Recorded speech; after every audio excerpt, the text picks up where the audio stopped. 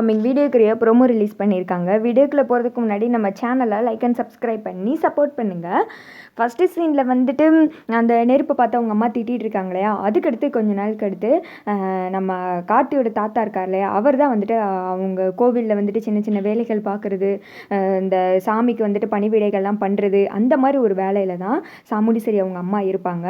அங்கேருந்தே வந்து குழந்தைங்களை வளர்ப்பாங்க. அப்போது அந்த சிவனாண்டியோட அப்பா இருக்கார் இல்லையா, அவர் வந்துட்டு ஒரு நாள் கோவில் நகையை திருடணும் அப்படின்னு சொல்லிட்டு திட்டம் போட்டு வச்சுருப்பாங்க.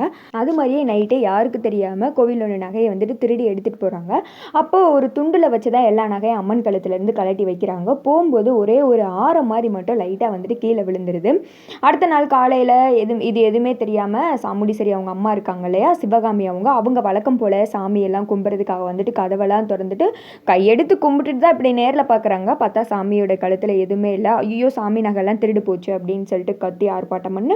அதுக்கடுத்து அங்கே வந்துட்டு ஊரில் பெரிய மனுஷன் யார், நம்ம தாத்தா தானே, கார்த்தி அவங்க தாத்தா தானே, அதாவது ராஜா சேதுபதி, அவங்க ஒய்ஃபு எல்லாருமே அந்த இடத்துல ஒரு இடத்துல கூடி இருக்கிற மாதிரி காமிச்சிட்டு இருக்காங்க. அதே சமயத்தில் தான் சிவகாமி அவங்க மகளும் வந்துட்டு பெரிய மனுஷியாக எடுப்பாங்க. அதுக்கு தாத்தாவே வந்துட்டு தாய்மாமன் சீரு எல்லாமே பொறுப்பெடுத்து நானே பண்ணுறமா, நீ எதுவும் கவலைப்படாத, நான் உனக்கு இருக்கேன் அப்படின்ற மாதிரி ஆறுதல் சொல்லி வச்சுருந்துருப்பாரு.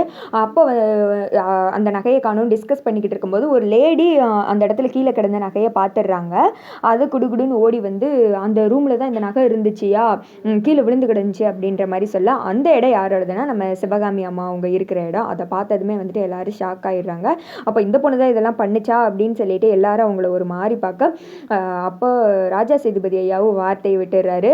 நான் தான் சொன்னேனேம்மா, உன் மக பெரிய மனுஷியாக இருக்கான்னு கவலைப்படாத, தாய்மாமன் சீரு வேணும்னு சொல்லிட்டு கவலைப்படாத, அந்த இடத்துல இருந்து எல்லாத்தையும் நான் பண்ணுறேனே, அப்படி இருக்கும்போது உன் மேலே நான் எவ்வளோ நம்பிக்கை வச்சுருந்தேன், இப்படி ஒரு காரியத்தை நீ பண்ணிட்டேயே அப்படின்னு சொல்ல, அவங்க வந்துட்டு ஐயோ அப்படின்னு சொல்லிட்டு ஒரு மாதிரி பதறி துடிக்க ஆரம்பிச்சிடறாங்க. ஐயா நான் இப்படி பண்ணவே இல்லை அப்படின்னு சொல்லிட்டு எவ்வளவோ வந்துட்டு எடுத்து சொல்ல, பட் சுற்றி இருக்கவங்கெல்லாம் வந்துட்டு ஏற்றி விட்டு அவரும் வந்துட்டு அதை தப்பாக புரிஞ்சுக்கிறாரு. ஆனால் அவரோட மனசு அதை ஏற்றுக்கல.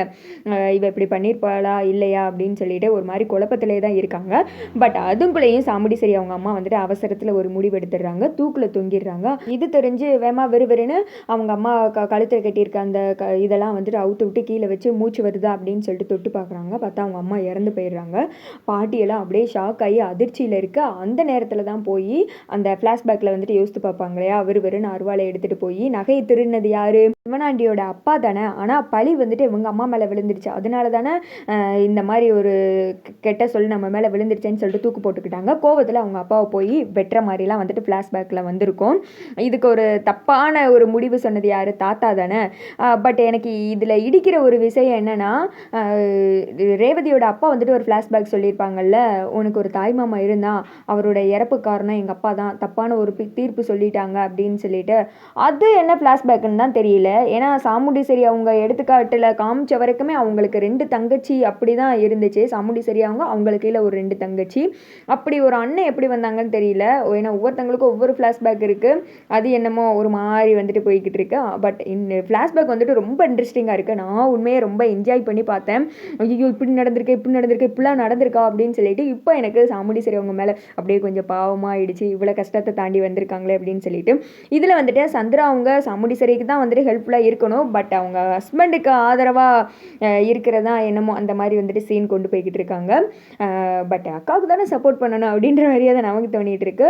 பரவாயில்லைங்க, இப்போ போய்கிட்டு இருக்க சீனை விட ஃப்ளாஷ்பேக்லாம் பயங்கர இன்ட்ரெஸ்டிங்காக இருக்குது. இன்னும் தரமான ஃப்ளாஷ்பேக்லாம் வந்துட்டு இருக்குதுன்னு நினைக்கிறேன். இந்த சீனை நீங்கள் என்ஜாய் பண்ணுறீங்களா இல்லையான்னு சொல்லிட்டு கமெண்ட் பண்ணுங்க.